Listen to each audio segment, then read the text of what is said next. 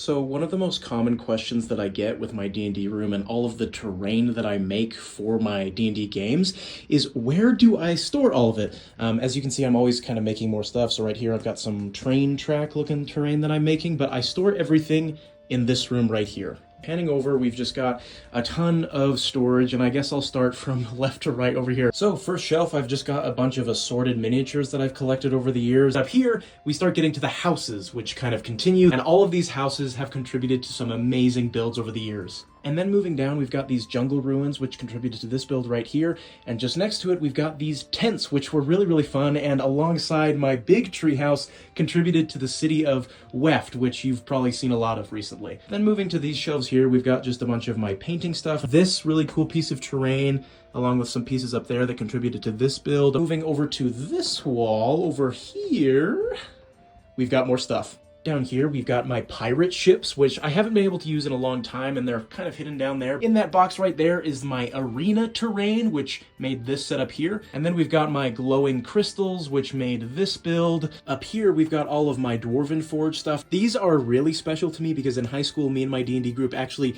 pitched in like 50 to 100 bucks each and got all of this stuff unpainted, and then we had a big painting party, and we have been using them ever since. Up here, tucked away, you can see my big volcano, and that was actually the first big project I ever made, and that was for the finale of my first ever campaign, which finished in high school.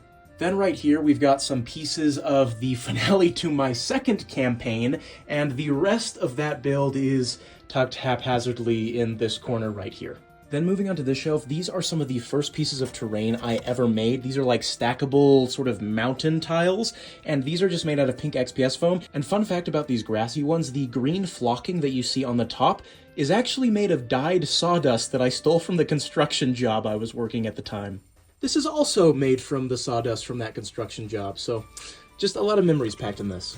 Down here, I've got like more ruins that I recently used on this build. These things right here, which are like fleshy, bony, gnarly looking pieces of terrain that I have used for my Ickvale Blood Swamp builds in the past.